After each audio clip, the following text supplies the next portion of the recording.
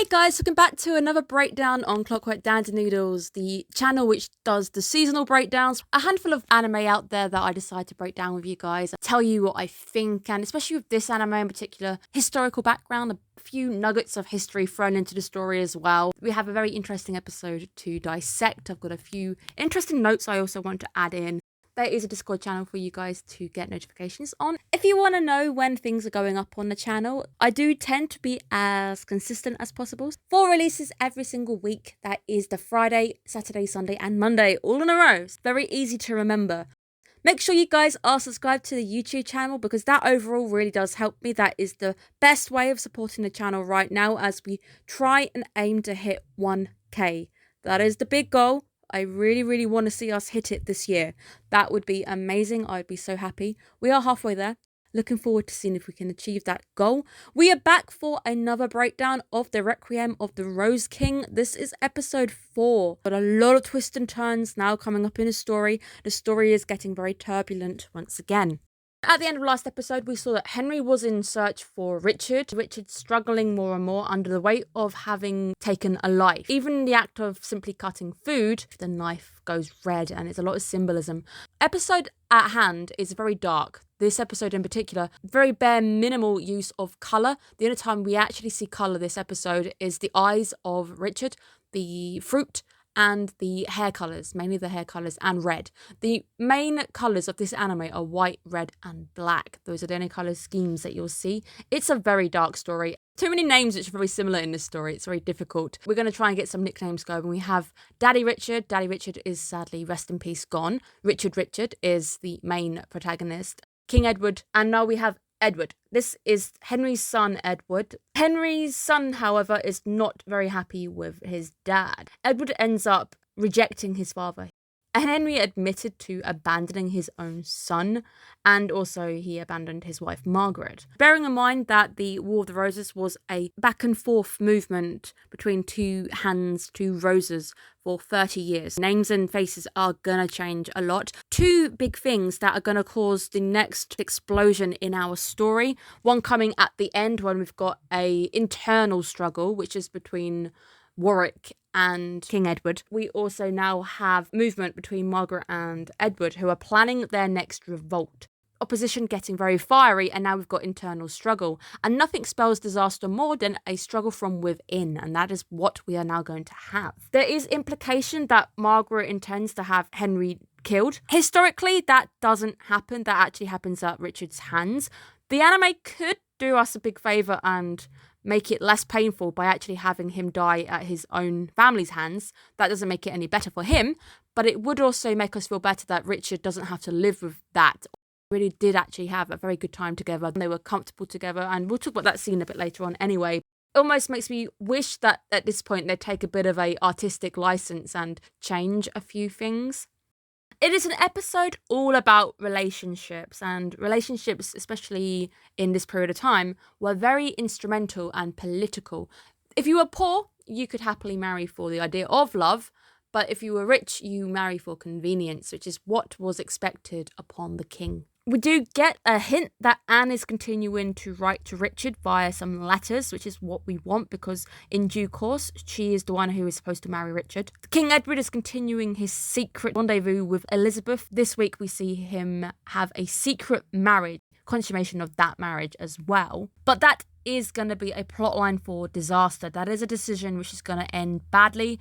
1, because I think Elizabeth has some tricks up her sleeve and is definitely up to something. And 2, Edward's just stabbed Warwick, a very loyal follower to him, in the back, and that's not gonna end well for him. Richard ends up lamenting that Edward basically values love, values a complete stranger in a sense, because these two don't know each other that well, over his father's crown. And Richard and Warwick slightly on the same page here because the one thing they both care about is protecting their father's legacy, Daddy Richard's legacy. A butterfly as we have our fated meeting within the forest. The butterfly is a symbol of freedom. Right now, Henry is currently free as he's ever going to be because that key on his cage is never going to be opened again. They end up meeting within the forest. It's a uniting of the fated two. During this sequence, we have proof that Richard really does believe Henry is nothing more than a shepherd.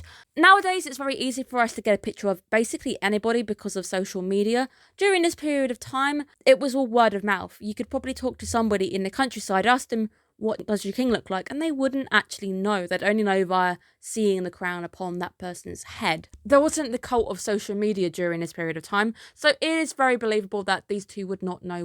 This actually works in both of their favours because neither knows who they're actually speaking to, and it actually does allow for a very beautiful scene, a very beautiful sequence of just two lost souls in a forest surrounded by rain, the rain of the UK, and just being able to be themselves and live for a little bit. The use of the Dutch angle, which we see quite a bit during this scene, is being used to make you feel a little bit off, something's a little bit off kilter. Bear in mind that Richard doesn't know exactly who they are speaking to. It does work in their favours because it leads to such a very beautiful scene. It would be quite sad if Richard realised who they were speaking to because Henry would sadly be at risk. Henry does the "I love you for you" line, which is something which really resonates with Richard because we've seen the life that Richard has come from. Nobody really likes Richard, or if they do talk to Richard, it's because Richard, a prince. People will talk to Richard because of who he is, not for who they are. I did think that Richard was occupying a hunting lodge. I'm not 100% sure if it's a hunting lodge, but they might just be making use of a lodge because he can. I did have non-stop anxiety during this sequence because I wasn't sure if it was Elizabeth's estate and suddenly Henry would be discovered by the brother and it would end bad. I don't fully understand what this house is, whether it's a hunting lodge, because we do see the owner come back at the end.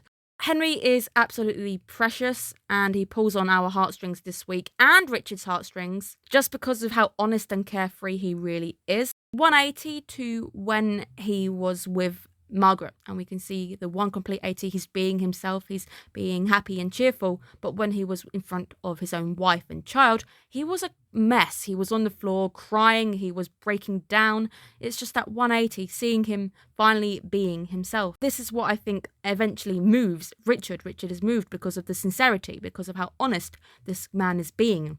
A lot of the episode is shot on a Dutch angle. Meeting between the two really shouldn't be happening, but we also want it to happen. Also, it's quite lucky that Richard had no servants around at all.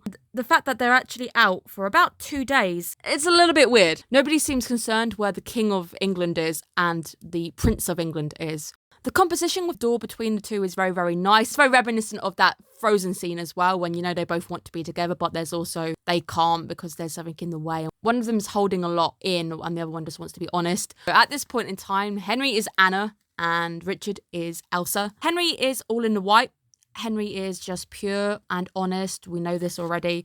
And Richard in the darker colours, just because Richard harbours fears and because of the way that they were brought up. There's darker emotions within Richard. I like the idea of the light and dark, two sides of a different coin. We have a second day of rain, which is very common for England. This is 100% accurate. This I completely believe. But it's also the second day where royalty is left off the grid. Now, I'm going to be giving a objection to the strawberries. Strawberries were not introduced to the UK until the 16th century from the colonies. They were actually introduced from America. Richard right now is occupying the 14th century, so I'm going to say it's an inaccuracy. However, it gets half a pass because they do try clarify a little bit later on. For now, it's only half an inaccuracy. Henry's son, Edward, closing in on where Henry is, and that is a really big concern. I was really worried that he was about to just come right in, blow open how happy this happy fantasy between the two was going on. Really did wonder why the rain just couldn't pour forever. Why couldn't the two just be happily in bliss with ignorance, be happy together, because this is probably going to be one of the happiest scenes we see in this entire anime, because it's going to get dark and it's going to get darker than what we've already got going on. So Richard's fairy tale, the story of Richard. Richard uses the cover of a fairy tale to just simply tell the truth. I truly believe it is the fact that Richard just wants someone to know the truth, somebody to know, just wants to be able to state it all. Tale of the unloved child with only the father's love. It's the tale of Richard. does catch those hints of loneliness within the story. There's somebody who longs to be loved, set aside by their own circumstances of birth and just set aside as nothing more than just a demon. Within Henry's nightmare sequence, when the lightning strikes, it does initially seem that he's been traumatized by his wife. Lightning triggered it. However, it oddly mimics the actual happenings within Elizabeth's bedchamber as the king gets jiggy. So it's very difficult to know whether Henry's lamenting about what he did with his own wife, or it's just showing us that it's very bad times and the lightning is mimicking a very bad thing as Elizabeth and the king get close together. In another universe, I really do believe that Richard and Henry could have been very happy with one another.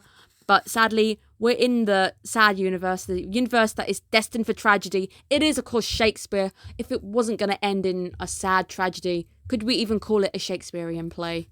We have a very cool twist of fate. When I was pondering why Henry had actually left in the first place, because it was still raining, it ends up triggering a chain of events that gets a little bit interesting and also does kind of tug on the heartstrings as it doesn't end very well. Henry's own son ends up bearing witness to Richard running out of the house. Edward is now privy to all of the information that we now want to stay secret isn't going to stay secret. During this sequence, the king ends up narrating his own story, his own fairy tale, as our fated two end up being parted by the currents, the two falling into the water. We have Richard unconscious on the riverbank. I am 100% that it was indeed Henry that kissed Richard. He ended up moving out the way because suddenly his own father appeared, and obviously Edward's there to get his father. Edward also likes Richard in a romantic sense, so seeing Henry with the person that he loves, and bear in mind, he hates his father, that is also going to be more motivation to catch his dad and bring him back to Scotland. The story that the king actually tells is about a daughter who ends up falling in love with a farmer. It ends in tragedy, but they do marry. I did initially think it might have been the king's own story because he does technically wed Elizabeth, who isn't of high standards. I actually now think it is Richard's tale because Richard was referred to in the feminine pronoun. So it was a daughter who ended up marrying a farmer, and the farmer we know is Henry. Sadly, that isn't going to happen in this story. Now, when I gave the inaccuracy before, strawberries were not introduced to the UK until the 16th century, we do see this image, and this image does not show strawberries. This image shows blackberries, and blackberries are actually native to the UK, so they've been here for a very long time. I think they were cultivated in the 13th century. The reason I'm giving it only a half pass is because rarely, in very rare circumstances, were blackberries actually referred to as wood strawberries, but it was a very rare. They rarely use that name. It's very unlikely that the two are both using a rare title for a fruit. We now have everything going downhill even further, a very painful parting. I was very shocked initially that Edward didn't just spring on Henry and grab him right there and then, but he's waiting, and he's seen absolutely everything, and you can imagine he's not a happy bunny. Richard is seen as a man at this moment by the brother because he sees Henry, oddly enough, as a woman. Because Henry is seen as a feminine in the face, I think Richard even says he looks like a girl, but has a man's body. That is also what King Edward sees. Edward sees the back, perhaps even just a glimpse of the yellow hair as that person leaves, and believes that Richard, following their heart, because that's all that King Edward really believes in. Edward is very pro, just follow your heart, it doesn't really matter, which is a nice motto, but the king's about to really regret that decision. But it is something that for now plays in Richard's favour because that is exactly what the king wanted. So if anything, Richard is just satisfying his brother. So let's talk about the end big twists. There's two twists. One, Henry is recaptured by his son and taken back to Scotland. And we do see the dagger in Edward's hand. That's not going to end very well. I don't think Edward's about to kill Henry. I don't think that. I think he just threatened him and got him back into the carriage with him. The big one now, holding a big feast in a very trivial mood. Very bad timing because right at this very moment in time, Warwick announces that he has found a wife for the king in France. Bear in mind, Warwick is all about Daddy Richard's legacy, saving the crown, and England is very important. England is the most important thing to Warwick. However, it's very bad timing because King Edward now wants to announce his queen right there and then. Nobody can actually object because it's too late. They are married. They were married in secret, which might give you some hints as well to previous plays of Shakespeare, because there was another starstruck couple who were also married in secret. It's now going to cause internal struggle. Edward has stabbed Warwick in the back. He's broken their trust. Obviously, Warwick is most of the reason why Edward is sitting on a throne right now. And this is going to cause internal struggle, which, as I said earlier, there's nothing worse than internal struggle during a hot period where you're at war. We had a very hot episode, an episode which is more worrying as we go along. Things are about to get very heated. We're about to have a revolt from Scotland, and we're about to have internal struggle going on. Tides are starting to shift once again. We got a nice peaceful moment during the storm as Richard and Henry had probably the happiest moments we're going to see in the anime. I will stick by those are probably the happiest scenes you're ever going to see. As the tragedy continues, some very interesting use of colouring this week. We had just very minimal colours. Everything was black, everything was white, just slight hints of colour at the eyes or the hair, and those dark vivid reds, the colour popping. It's all about contrast as well. A very interesting episode. Things are about to get interesting again as names and faces are going to change on our struggle to seeing Richard become King Richard. Thank you guys for tuning in. Hopefully I've given you some interesting things to think about and some interesting historical facts as well. Hopefully you're having a good weekend. Make sure you're looking after yourselves. Have a good day, guys. Bye bye.